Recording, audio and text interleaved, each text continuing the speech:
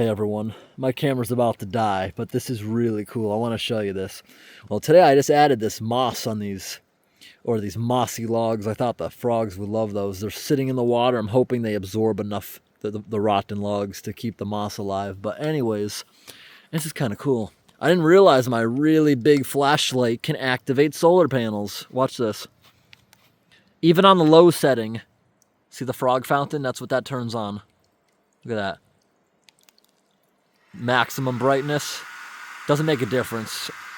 But this big panel, can we get the gigantic waterfall to turn on? That's what I'm curious about. It's turning on. This flashlight is bright enough to activate this 25 watt panel. Oh wow. Just give it a minute to flow and I'm going to show you what it's doing. Wow, it's going as if the sun is fully out. Alright, I'm going to have to run over there real quick before it shuts off. 1, 2, 3. Look, the big waterfall's going. Actually, it was only going halfway. It would have been flowing a bit more with, I guess, actual sunlight. That's cool. Look, that frog's still going. And see, it shut off. Aim it at the panel. Oh, turn back on. That is cool. And it doesn't even have to be on that high setting. That was 100,000 lumens right there with the fan running. Now, I'm aiming at it 10,000 lumens. It still turns on. But 10,000 lumens is not enough to activate the really big... Is it? No, it's not turning on. But, yeah, that's really cool. I was just walking around tonight showing someone that... Well, the frog ponds, and... Oh, look at this. I aim at the panels. Better angle. Can we get the both of them to turn on? Oh, there we go. Both fountains are turning on as if it's daylight. The small panels, I can get these fountains to go full blast. That's so cool. Look at this. Full blast. That is so cool.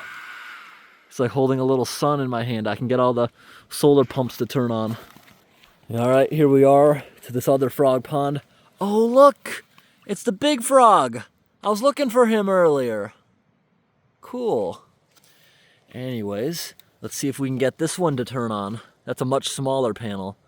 Let's look at the top of the waterfall. On. It's on low right now. Is that enough to activate this panel? Low setting. This panel's a bit different.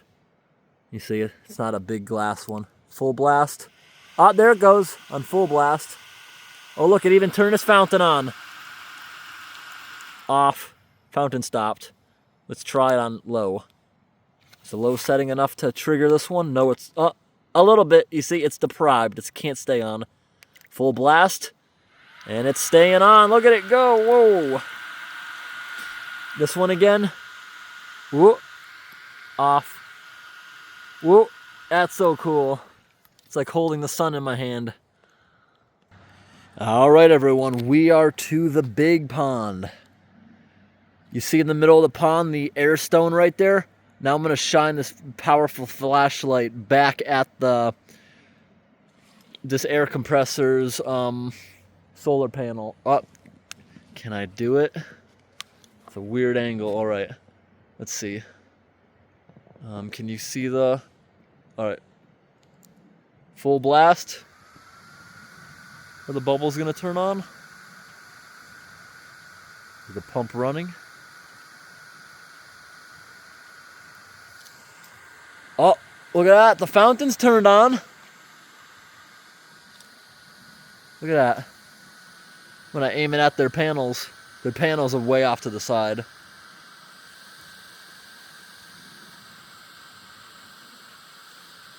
Maybe the flashlight's getting a little weaker. Oh, I just had to get closer to the panel. That is cool. Oh, it's staying on now. Nope, guess not. Yeah, I think the flashlight's running out of juice a little bit. Yeah, unfortunately, I was not... Oh, I did a little bit. You see the bubbles moving around in that airline? It may have activated if I sat there. Oh, I see bubbles on the surface. We did get it to go. I just missed it. Back over here to the air compressor's panel. Let's aim at it for a And I'm gonna run over there real fast. Maybe we can catch a blast. Oh, it just shut off. Yes, the air compressor was working. This is a very powerful, this is a 100,000 lumen flashlight on high right now. This is hot enough to burn you. This lens right here, you put it against my leg, it feels like a heat lamp. Yeah, paper will start smoking if it touches the end of this flashlight. Off. Now it's only on 10,000 lumens, which is enough to activate some of these lights, or these pumps. It's really cool. This flashlight on high uses a lot of power. It takes about 4 hours to charge fully, and on high, you'll get about a half an hour of super bright light, like carrying an off-road light in your hand.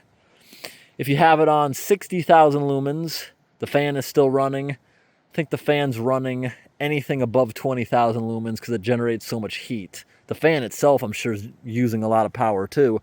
But when it's that bright, around 30,000 lumens, you can probably get 45 minutes. 20,000 lumens, the fan's not activated. It'll go way over an hour. Right now, 10,000 lumens. Look at the trees. This is 10,000 lumens compared to nothing. Still super duper bright. And on 10,000 lumens like this, the flashlight will go like half the night. Let's see how low we can get this thing to go. Let me turn it back on. That's 5,000 lumens. 10, 22, 30,000, 60,000, 700 lumens. 700 lumens, believe it or not. Ooh, cool Jake brake coming on the highway. This right here, 700 lumens. This flashlight will last. I never actually tested this, but I've done a lot with this thing before, and the battery level barely ever went down. Supposedly it can go over 40 hours on this low setting. But 2,000 lumens, 5,000, 10,000. 10,000 I've walked around in the woods for quite a bit of time. This flashlight works awesome. And you double press, 100,000 lumens. That is amazing. I love this flashlight. It's just as awesome. A lot of people asked me and criticized me about this Birdhouse build. Nope, it survived mud season, extreme windstorms, snowstorms. Never fell over. Everyone thought it was brittle like a pencil. Never fell over. Everyone thought this thing was gonna snap midway.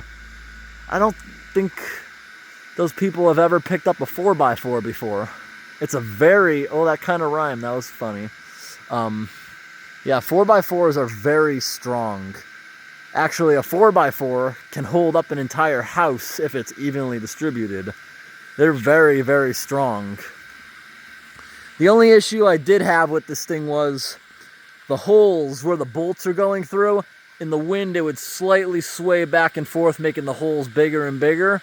So I just had to put a few screws through there so it couldn't pivot. I only made it like this so I can pivot it down if I ever need to do work on it, so I don't have to take the entire ball of concrete out of the ground. So, doing well. Don't think anyone's living in it yet. And I don't think they will live in it, because out here in the country, the birds have so many natural options, they never use the houses. But back when I used to live in the city, every birdhouse I would build, no matter how horrible I thought it was, something lived in it, because there's not a lot of trees in the city. Now this one here was specifically made for things like chickadees, finches, small birds that are communal. I made the holes small enough that invasive things like sparrows wouldn't be able to live in it. But if absolutely nothing lives in it this season, I'm gonna probably take it down in the fall, redesign it. Instead of having that many holes, how many holes does that have? 20 compartments? I'm gonna take it down, I'm gonna maybe make it into like 4. So some bigger type of bird has the choice of going in it. Because as it stands, it's probably just gonna become a big wasp hive or a yellow jacket nest. I hope tonight's video was interesting, everybody. Thanks for watching.